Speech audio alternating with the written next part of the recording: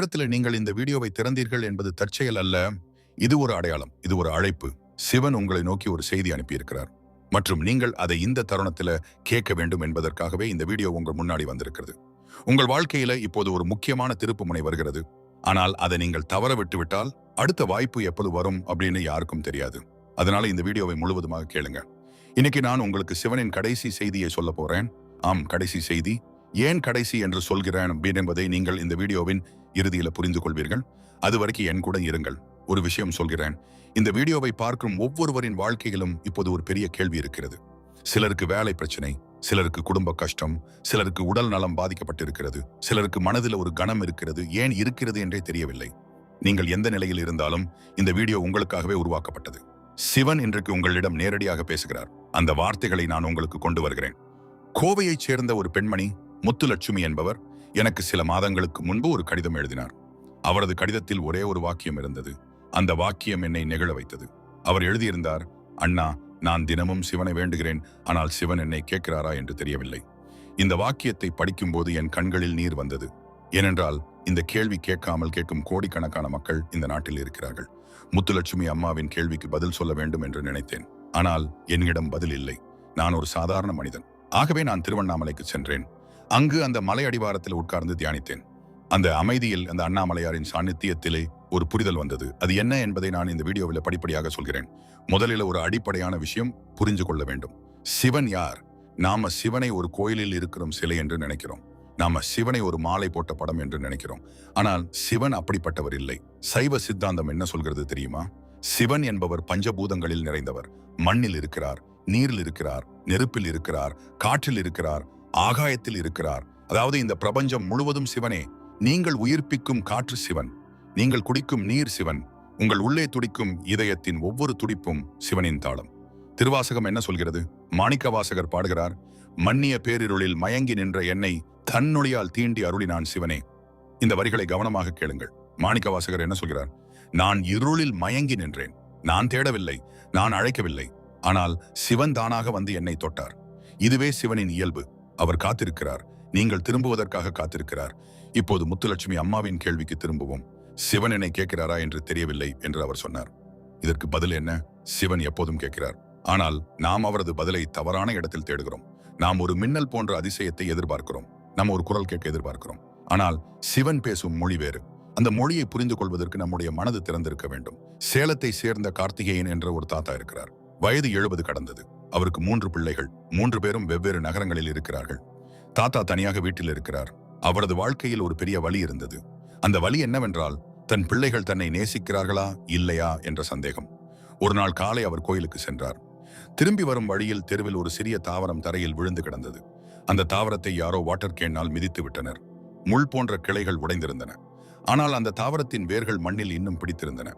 கார்த்திகேயன் தாத்தா அந்த தாவரத்தை எடுத்து தன் வீட்டு தொட்டியில் வைத்தார். தண்ணீர் ஊற்றினார். 2 வாரம் கழித்து அந்த தாவரம் மீண்டும் பச்சையாக இலைவிட்டது. அவர் அந்த தாவரத்தை பார்த்து கொண்டே நின்றார். திடீரென்று அவருக்கு ஒரு புரிதல் வந்தது. வேர்கள் இருக்கும் வரை மரமன் மரிப்பதில்லை. நம் வாழ்க்கையின் வேர்களும் சிவன்தான். வேர்கள் இருக்கும் வரை நாம் மீண்டும் மலர்வோம். இந்த புரிதலுடன் அவர் தன் மூத்த மகனுக்கு ஒரு அழைப்பு செய்தார்.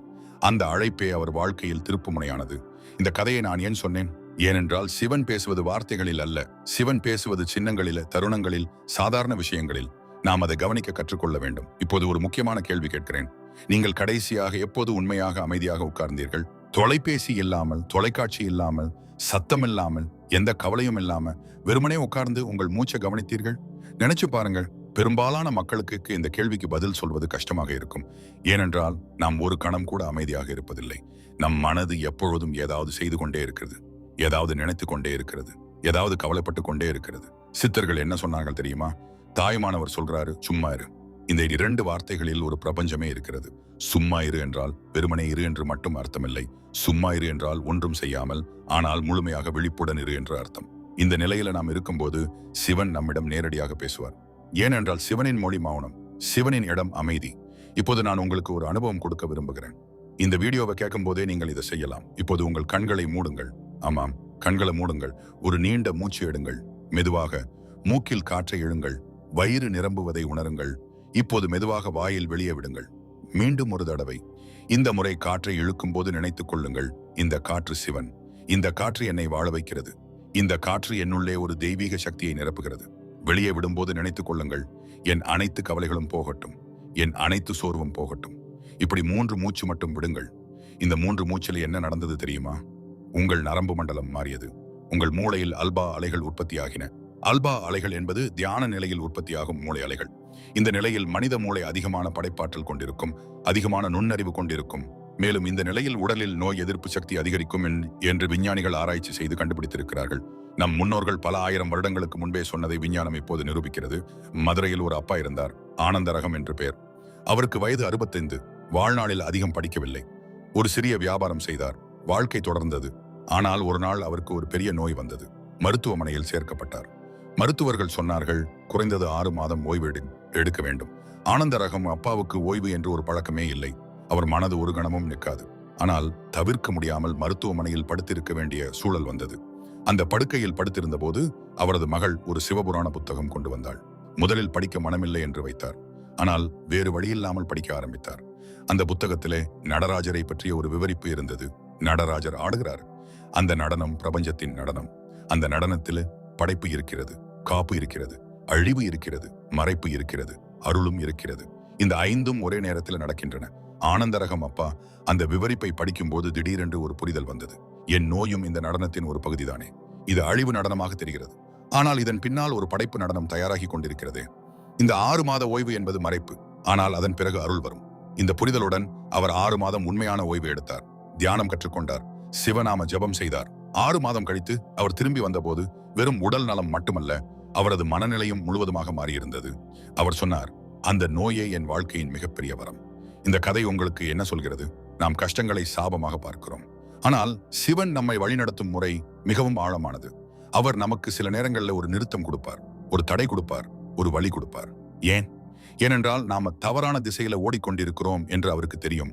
நம்மை நிறுத்தி திருப்பி சரியான வழியில வைக்க வேண்டும் என்பதற்காகவே அவர் சில நேரங்களில் கஷ்டங்களை கொடுக்கிறார். இப்படி ஒரு முக்கியமான கேள்வி. நீங்கள் இப்போது எந்த கஷ்டத்துல இருக்கிறீர்கள்? அந்த கஷ்டம் உங்களை என்ன கற்றுக் கொடுக்க முயற்சிக்கிறது? இந்த கேள்வியை நீங்கள் ஒரு தடவை உங்களுக்கிடமே கேட்டுக்கொள்ளுங்கள். பதில் உடனடியாக வராமல் போகலாம்.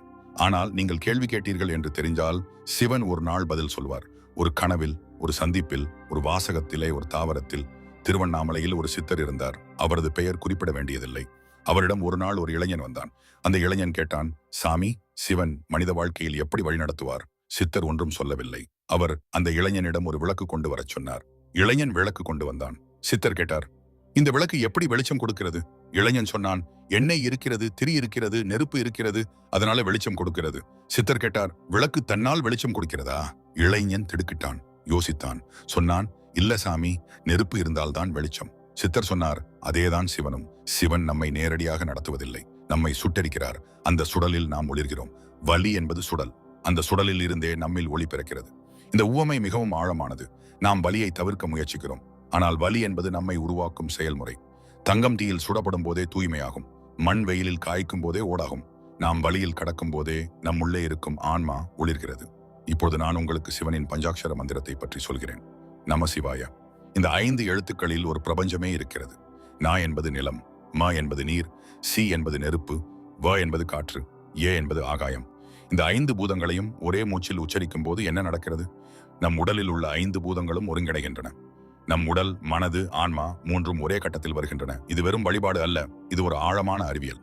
திருவாசகத்தில் மாணிக்க வாசகர் சொல்கிறார், நமசிவாய என்னும் நாமம் தன்னை நாவில் உணர்ந்தவர்க்கு நன்மையாமே. நாவில் உணர்ந்தவர்க்கு என்று கவனமாக சொல்கிறார். வெறுமனே வாயில் சொல்வதல்ல, உணர்ந்து சொல்வது. ஆழமான உணர்வுடன் ஒவ்வொரு எழுத்தையும் உச்சரிக்கும் போது அது ஒரு தவமாகிறது. கும்பகோணத்தில் ஒரு தாத்தா இருக்கிறார், சுப்பிரமணி என்று பெயர். வயது 72. அவர் வாழ்நாளில் ஒரே ஒரு மந்திரம் மட்டும் சொல்கிறார், நமசிவாய.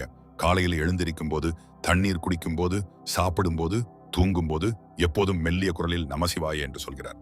அவரது வீட்டில் யாராவது கஷ்டப்படுவார்கள் என்றால் அவரிடம் வருவார்கள். அவர் ஒன்றும் சொல்ல மாட்டார். வெறுமனே அவரது கையை பிடித்துக் கொள்வார். நமசிவாய என்று சொல்வார். வந்தவருக்கு ஒரு அமைதி வரும். ஒரு அமைதி இல்லாமல் இருந்த மனது அமைதி பெறும்.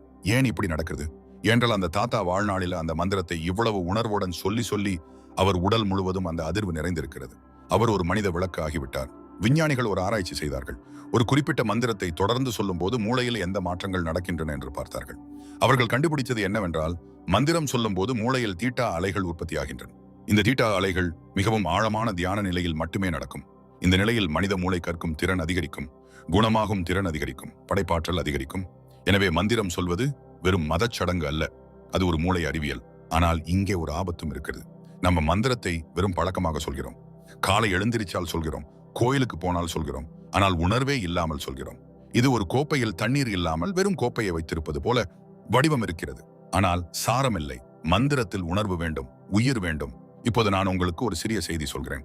இந்த வீடியோவை தொடர்ந்து கேட்பவர்களில் பாதிக்கும் அதிகமானவர்கள் ஒரு பொதுவான தவறை செய்கிறார்கள். அந்த தவறு என்னன்னா, அவங்க கேட்கிறாங்க, படிக்கிறாங்க, யோசிக்கிறாங்க, ஆனால் செய்வதில்லை. ஞானம் அறிவதால வருவதில்லை, ஞானம் வாழ்வதால வருகிறது. ஒரு வீடியோ பார்த்தால் மட்டும் மாற்றம் வராது.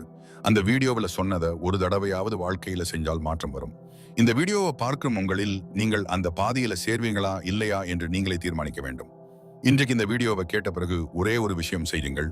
இரவு படுக்கும் முன்பு 5 நிமிடம் மட்டும் கண்களை மூடி நமசிவாய என்று மெல்லிய குரலில் சொல்லுங்கள். வேறு எதுவும் வேண்டாம், வேறு எந்த சடங்கும் வேண்டாம். வெறும் 5 நிமிடம். அந்த 5 நிமிடம் சிவனுக்காக கொடுங்கள். மீதி நேரம் உங்களுக்கு. சிவன் மீது எல்லாவற்றையும் கவனித்துக் கொள்வார். இந்த வீடியோவை இங்கு வரை கேட்டீங்கள் என்னால் ஒரு சின்ன உதவி கேட்கிறேன். கீழே லைக் சொல்லுங்கள், கமெண்ட் பாக்ஸில் நமசிவாய என்று எழுதுங்கள்.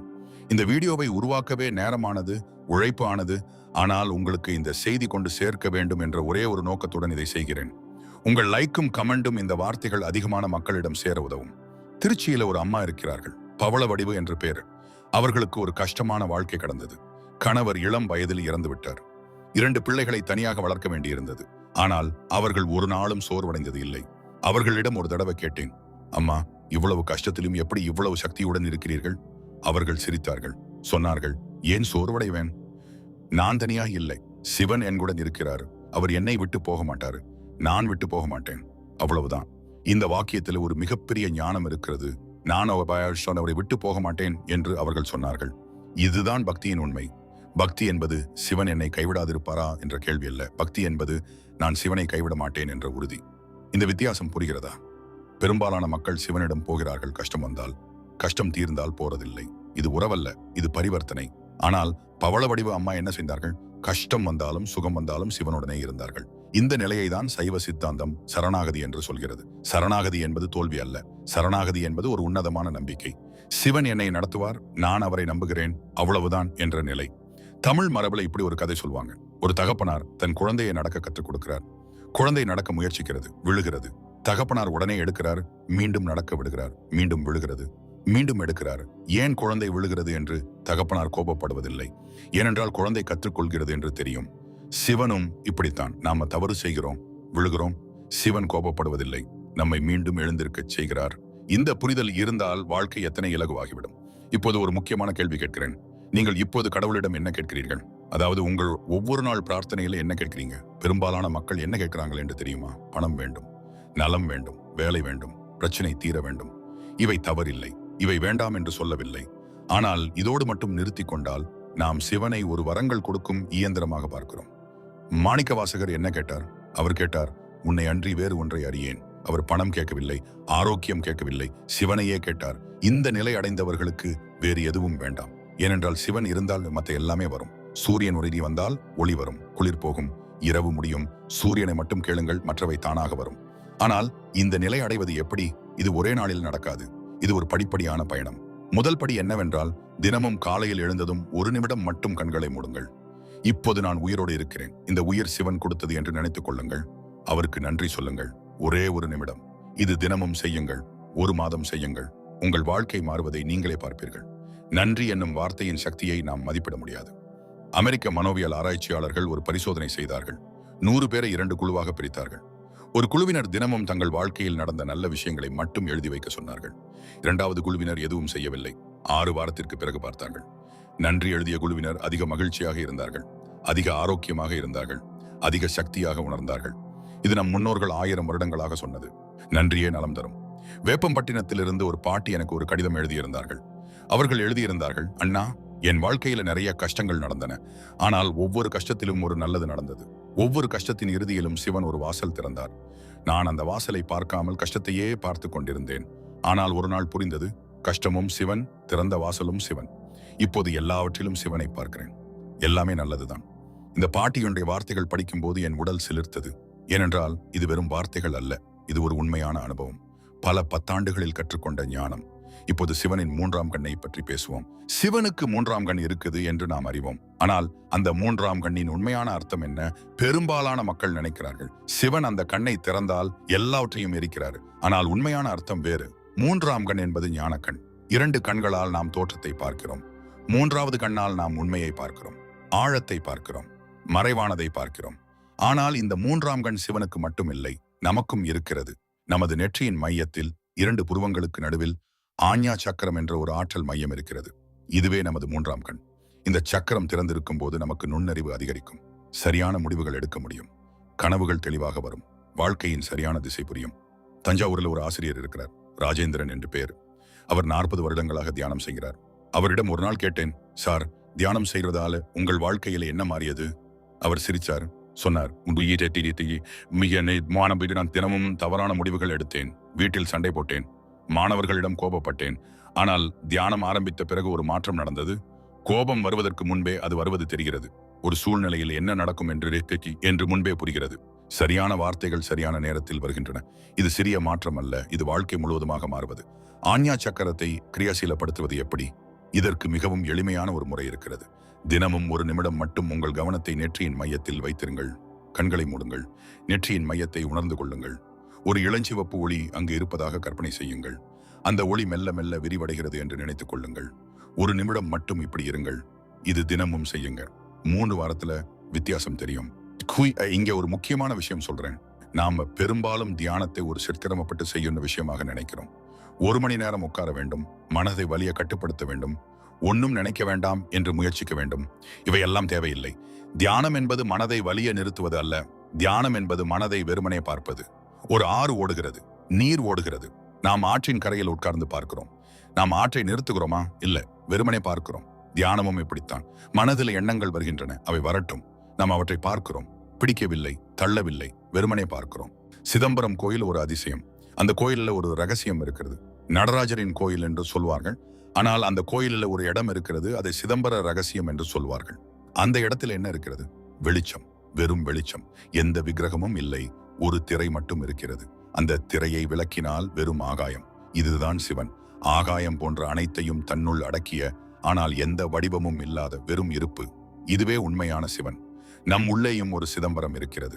நம் மனதின் அடிவாரத்தில் எல்லா எண்ணங்களும் உணர்வுகளும் தீர்ந்த இடத்தில் ஒரு வெற்றிடம் இருக்கிறது.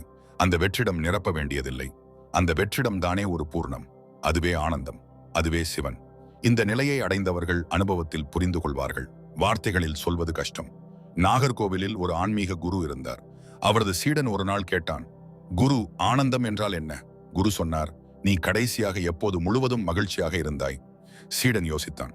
சொன்னான், சிறுவயதில் ஆற்றில் நீந்திய போது, அம்மா தலையில் எண்ணெய் தடவிய போது, இல்லம் மனம் கமழும் சாப்பாடு சாப்பிட்ட போது. குரு சொன்னார், அந்த தருணங்களில் நீ என்ன நினைத்துக் கொண்டிருந்தாய்? சீடன் சொன்னான், எதுவும் நினைக்கவில்லை, வெறுமனே அந்த தருணத்தில் இருந்தேன். குரு சொன்னார், அதுவே ஆனந்தம்.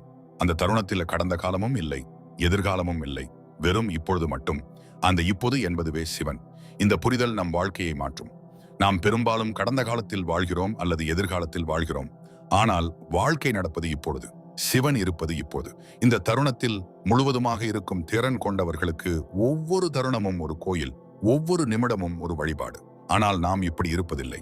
நாம் சாப்பிடும் போது மனது வேலையில் இருக்கும், வேலை செய்யும் போது மனது வீட்டில் இருக்கும், வீட்டில் இருக்கும் போது மனது ஏதோ வேற்று இடத்துல இருக்கும். நம் எங்கும் முழுமையாக இல்லை.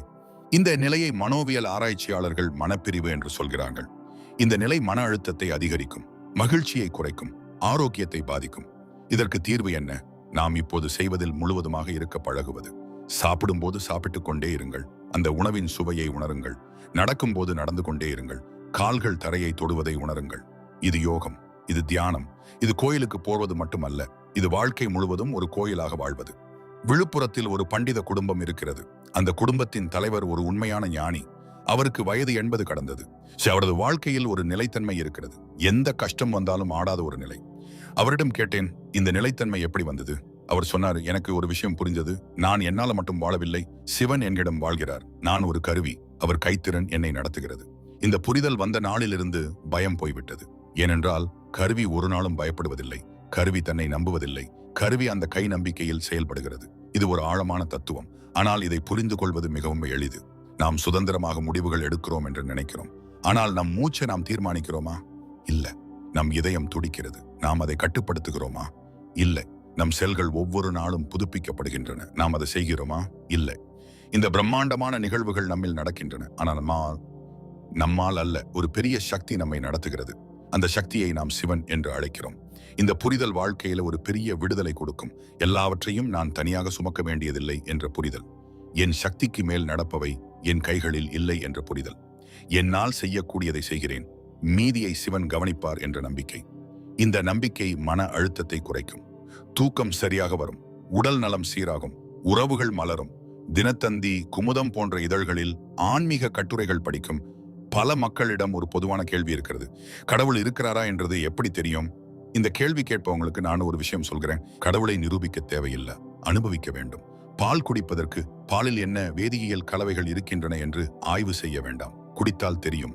தியானம் செய்தால் சிவன் தெரிவார். வழிபடுவதன் ஆழத்தில் இறங்கினால் ஒரு நிலை வரும். அந்த நிலையில நிரூபணம் தேவையில்லை, அனுபவமே சாட்சி. திருவாசகத்தில் மாணிக்க வாசகர் சொல்கிறார், கண்டேன் கண்டேன் கண்டேன். இந்த 3 வார்த்தைகளில் என்ன ஆழம் இருக்கிறது? அவர் வாதிக்கவில்லை, நிரூபிக்கவில்லை, வெறுமனே கண்டேன் என்று சொல்கிறார். இந்த கண்டேன் என்பது ஒரு நேரடி அனுபவம். அந்த அனுபவம் ஒருவருக்கு வந்தால் எந்த சந்தேகமும் இல்லை. தூத்துக்குடியில் ஒரு கடற்கரை ஊர். அங்கு ஒரு மீனவ தாத்தா இருந்தார். படிப்பில்லை, ஆனால் ஞானம் குடத்தில் அடைத்தார் போல் இருந்தது. கடல் போகும் முன்பு அவர் மணல் திட்டில் உட்கார்ந்து வான்வெளியை பார்ப்பார். அவரிடம் ஒரு நாள் கேட்டேன், தாத்தா என்ன பார்க்கிறீர்கள்? அவர் சொன்னார், சிவனை பார்க்கிறேன்.